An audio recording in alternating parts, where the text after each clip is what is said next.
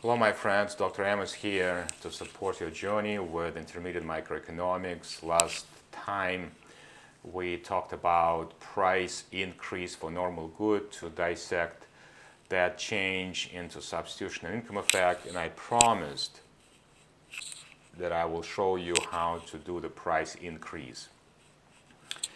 So we are going to go to the drawing pad here, and let me do this price increase normal good case. Price increase normal good case. My handwriting is awful, I know, and I appreciate your patience with me. X2, X1, you start with your budget constraint, let's say at point A. So that's where you start. Since you are looking at the price increase, then you want to move the budget constraint. It's supposed to be a straight line. Move the budget constraint inward, and that will allow you, because it's a normal good case, it will allow you to find point B in here, and we are almost done. So that's a price increase of X1, normal good case. In order to understand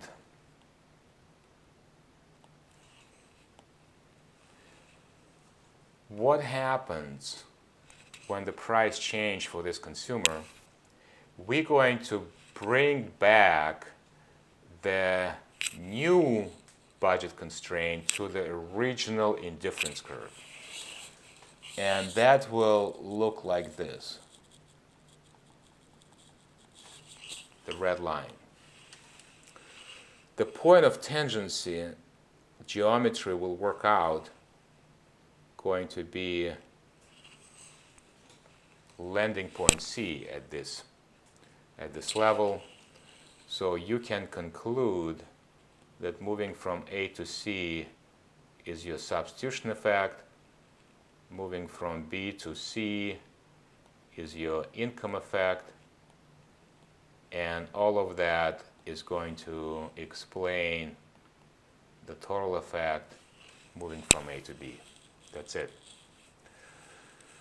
So you can think about different examples. When United States Congress decides to tax oil producing companies, as it did in 2005, by taking away lump sum money from them and giving it back to consumers, the amount of money that they take and give it back to consumers is right here. Because you want to understand, and it could be measured in terms of X1, or it could be measured in terms of X2. This is the amount of money that they take and they tax oil producing companies in 2005 so they can give it back to consumers, to make consumers as well off as they were before the price have changed. That's the essence of this exercise. How much companies should index compensation for their employees? Typically, it's done with consumer price index. Consumer price index is essentially trying to capture the value of the price change, whether it's positive or negative, price increase or decrease. And in human resources, it's important to index the compensation based on the price change. You know, if compensation goes up because of inflation, for example, by how much it should go up. If you pay too much to your employees, it's not good for your firm. And if you underpay them, not compensating them for the prices change. It's not good for the employees, and eventually they will leave, and they will not, and it's not going to be good for the firm. So you see, this is a type of the concepts applied on an everyday basis, and every one of us think through this subconsciously, granted, as we do most of the stuff in life subconsciously. All right, so I have started this presentation by fulfilling my promise, and I have demonstrated to you the price increase and decrease in this case, and now we can go back and do some applications. All right, so before we do some applications, I wanted to draw your attention to consumer surplus, which is the envy of all sellers. And you have seen my presentations before, where basically I have indicated to you that all conflicts, all military conflicts that ever existed throughout history, they can be explained with consumer and producer surplus. So you have supply and demand, and this is your equilibrium. There is a price equilibrium, and there is a quantity equilibrium. You've seen it so many times. So if you want to look at this red shaded area, that is going to represent your consumer surplus, and green shaded area is actually representing producer surplus. Once you combine producer surplus with consumer surplus, you get welfare of the nation. Welfare of the nation, my friends, is what constituting all military conflicts through the entire history of humankind. And it constituting in such a way that producers themselves, while at the marketplace, they compete for consumer surplus, and consumers are competing for producer surplus. Quick example. When people go to the marketplace and they want to buy stuff to import into their home, they want to buy stuff as cheap as possible. When they buy things cheaper, that takes the chunk of cash from producers. And the same with producers. When producers supply things to the marketplace, they want to sell it as expensive as possibly can. And the more expensively they can sell, they take a chunk from consumer surplus in form of cash. So there is this conflict that always exists between producers and consumers. And I want you to appreciate the fact that consumer surplus is calculated as the area above the equilibrium.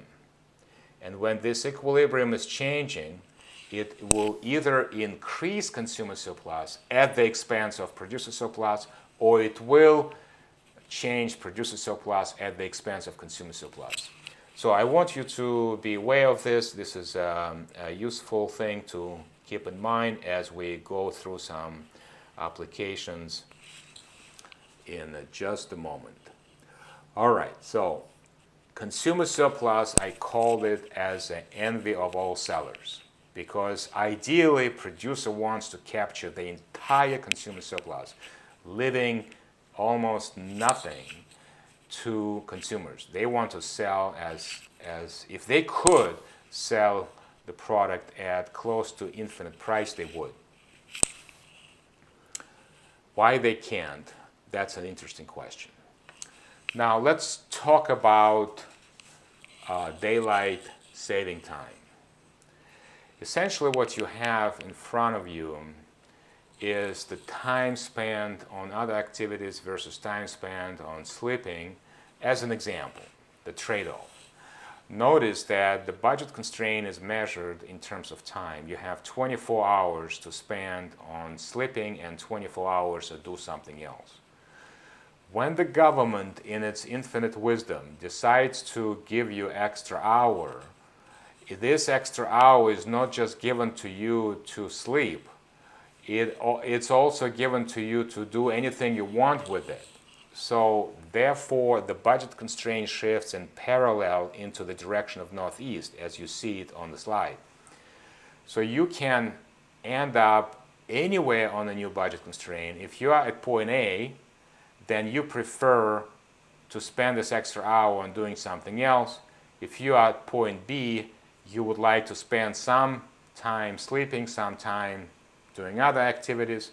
And point C, you might be like me this year, who wanted to take this hour and sleep in. All right, so that's the basically the demonstration of daylight saving time. And what is interesting here is the ratio is 1-to-1. So the slope of the budget constraint is basically 1-to-1, or I should say -1. 1 hour of sleeping is worth 1 hour of other activities. My friends, I want you to understand this, that it is not possible, even for the mighty government in its infinite wisdom, to give anybody extra hour when we only have 24 hours given to us by God. So, but nevertheless, there is this perception of receiving extra hour, and there is this perception of giving up extra hour in the fall or receiving extra hour in the spring.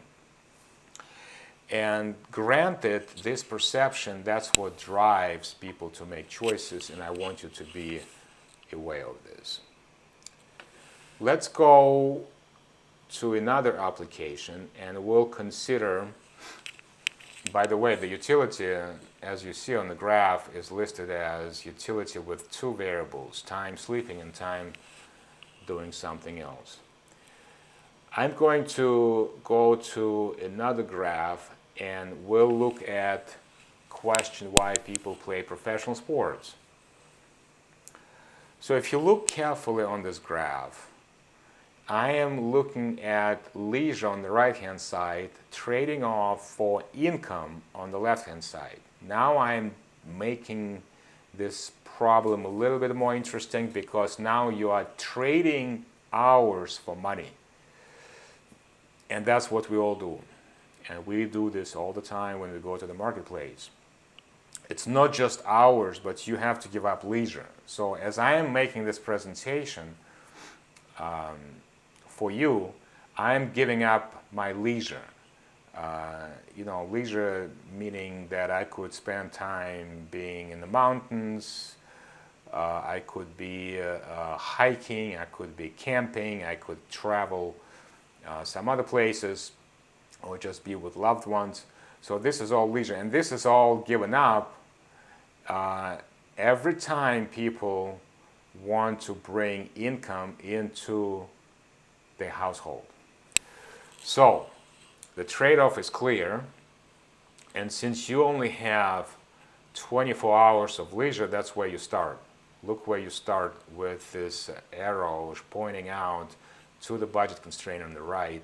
You only have 24 hours. Now, it's the maximum of leisure you can have. On the left-hand side, you have the maximum amount of money that you can make, and if you were to take all your leisure and spend on making money. I've done that a few times. It's not fun. I don't recommend that to do it. So 24 times W, wage rate. That would be a good representation of what you can do with your leisure if you spend it all on income. All right. So now you start with 8 hours of leisure, and 8 times W is your income that is worth when you give up the leisure. Now let's think about a famous sports person, maybe Michael Jordan or somebody else. Nike comes along with endorsement contract. They don't pay per hour, but they basically give a lump sum money to this sports person to endorse their product. So this endorsement will move the budget constraint to the right into the direction of northeast, and you now facing a choice to be either somewhere where there's area A, B, or C. Notice that Nike cannot give you physically extra hour of leisure. Because you only can have 24 hours. So your new budget constraint stops, and there is this orange dotted line that connects the 2 points between new budget constraint and the old budget constraint. However, your income goes up substantially. Also notice that the slope does not change, because Nike does not change the wage rate for Michael Jordan or anybody else they use for endorsement. They give lump sum money.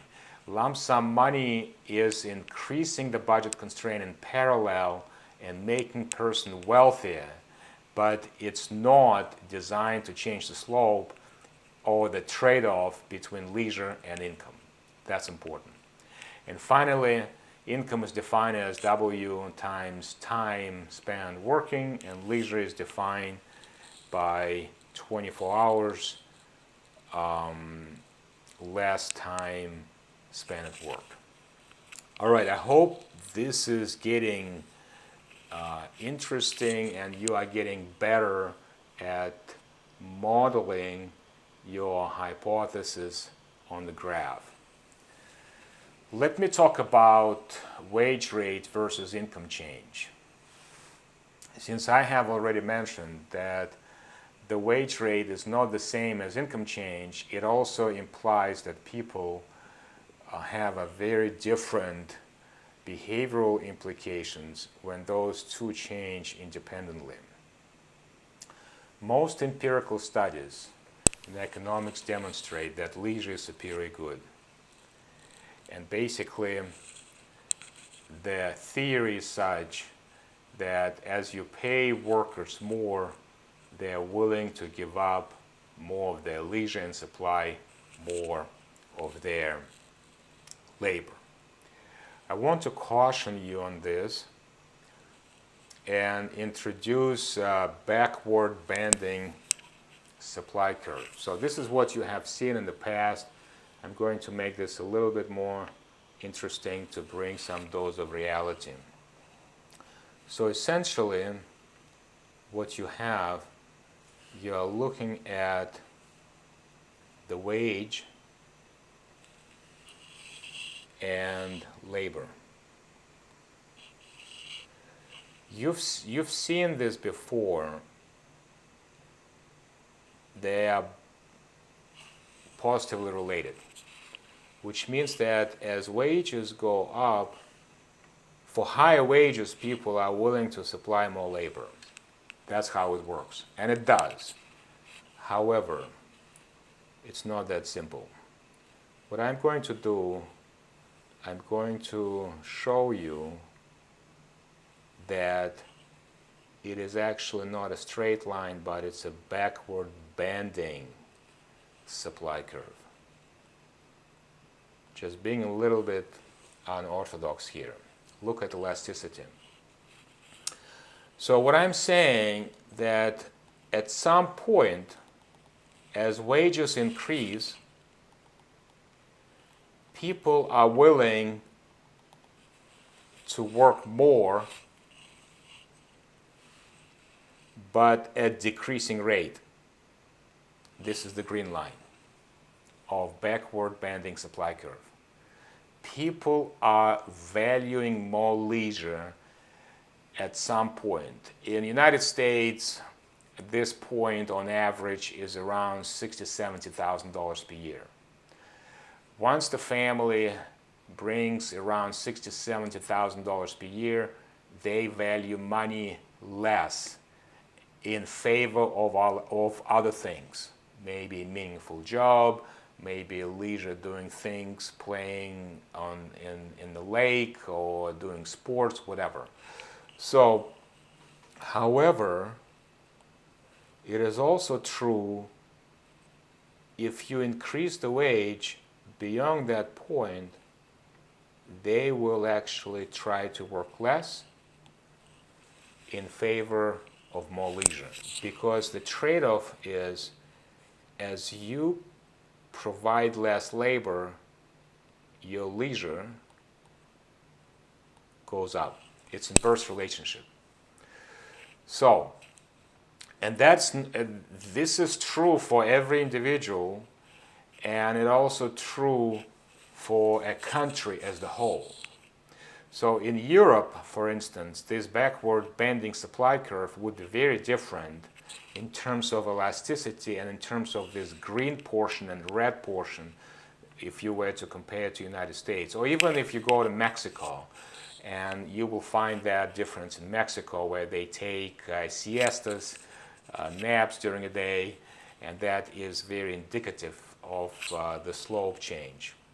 So each portion of this backward supply curve can be measured in elasticity, in terms of elasticity, and that's how you should treat it as such.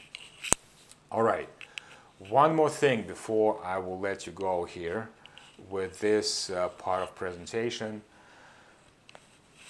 When people receive income, whether they win the lottery, maybe they marry someone who is wealthy, maybe they receive inheritance, when they get a lump sum income that pushes them to a much wealthier position, they do things differently in response to such change in life versus when there is a change in the wage rate.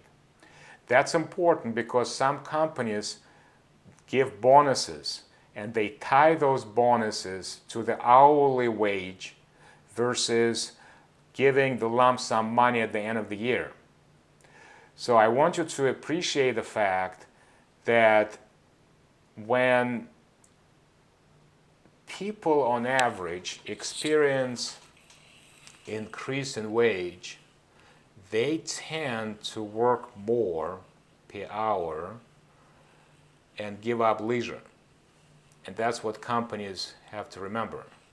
However, when there is a change in income, such as the lump sum bonus at the end of the year, it will have a very different impact. People not necessarily motivated to work more per hour. And that's what we see with empirical studies. So oftentimes you will find that wives of wealthy people, maybe they were not wealthy in the past until their marriage, they actually quit their job. They reduce their working hours to nothing once they become wealthy via marriage or via some inheritance acquisition. So it's a very different response versus when you increase the wage rate. And so reconcile those differences when it comes to the minimum wage rate, when it comes to lump sum money Congress is issuing to the citizens as a stimulus package. It will have a very different response. And we have to understand it as such. All right, moving on. Let's talk about rats problem. I have discussed with you in the past that essentially all living organisms are subjected to the laws of economics, and rats are not exception. In fact, rats are found to be very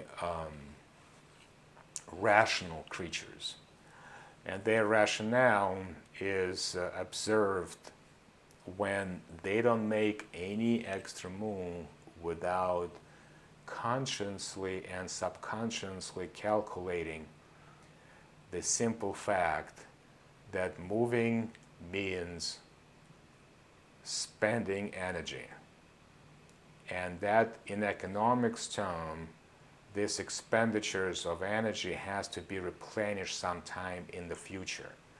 This is called intertemporal choice. when people and other living organisms making changes in terms of behavior based on what happens today versus perceived future. Whenever there is a trade-off between present and tomorrow, and investment decisions would be one example, you are facing intertemporal choice.